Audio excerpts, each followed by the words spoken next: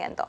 Nos quedamos con estas cifras y aprovechamos ya para el último análisis de la tarde. Manuel Pinto, analista de XTB, muy buenas tardes.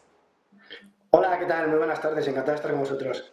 Bueno, Manuel, como habéis visto la sesión en Europa, como decimos, sabor agridulce, pero más agrio que dulce. Bueno, realmente tonos positivos en Estados Unidos, como bien comentabais, ligeramente por debajo nos hemos quedado en España y en Europa, sobre todo pues los impulsos que hemos visto en Estados Unidos una vez que han cerrado las bolsas en Europa tras los datos de las expectativas de inflación, pues han sido lo que ha upado principalmente, ¿no? A índices como Standard & Poor's, el Nasdaq, que están con subidas prácticamente ya de casi el 1% y que han sido lo que les ha permitido tener esta superioridad respecto a Europa.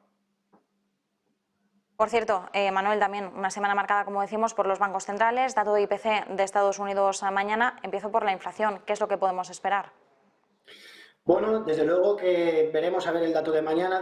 Los últimos datos que conocimos pues ya han sido a la baja y han llevado a los índices americanos principalmente, igual que al resto de índices, pues a tener una recuperación, una tendencia al alza en las últimas semanas. Los últimos datos de IPC, que no llegan a ser tan importantes ni mucho menos como los de la inflación, nos han demostrado que sigue el problema o que siguen esta evolución de los datos estando ahí, que desde luego no tenemos que darnos por satisfechos y tenemos que dar ya la inflación por batida y todo lo contrario, ¿no? Los bancos centrales tienen que seguir en su programa de subida de tipos y veremos y seguiremos viendo cómo la evolución de los precios, pues en algunos sectores y en algunos índices sigue evolucionando al alza. Estamos viendo los precios de los alimentos, estamos viendo los precios de la electricidad, cómo continúan al alza.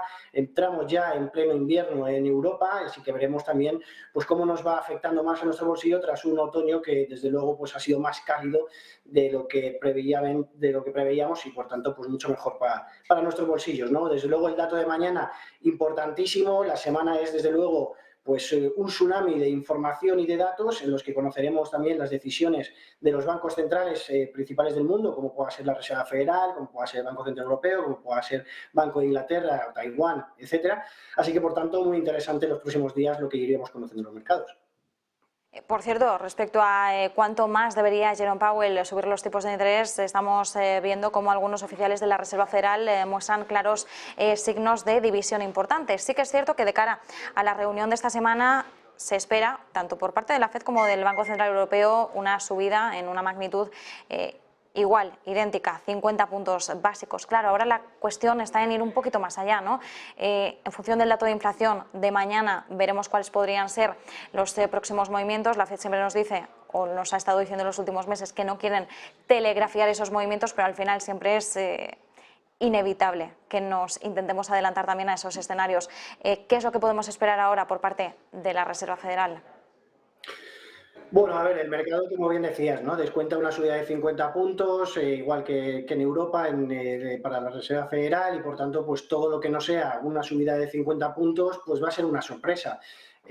Sobre todo yo creo que en este tipo de días en los que ya el mercado desconta algo y las probabilidades son tan altas de que sea solo una subida, solo entre comillas, una subida de 50 puntos, pues sobre todo el guidance, ¿no? O el scatter plot o lo que pueda ser la comparecencia de prensa, ¿no? De Jerome Powell o de Christine Lagarde, que puedan ir diciéndonos qué es lo que esperan de cara a los próximos meses, a la evolución de la economía, qué herramientas poder utilizar. También importante, ¿no? El programa de quantitative tightening, ¿no? De cómo ha ido reduciendo balance los bancos centrales.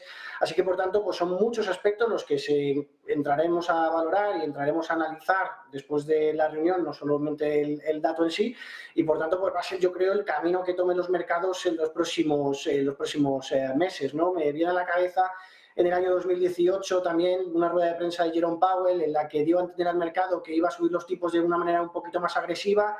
Cayó los mercados de renta variable pues en cantidades importantes, moderadas, los principales índices, y tuvo que salir después en una rueda de prensa extraordinaria a decir que se había interpretado mal, ¿no? Así que, por tanto, pues muy importante, desde luego, el mensaje que conoceremos después de esta reunión.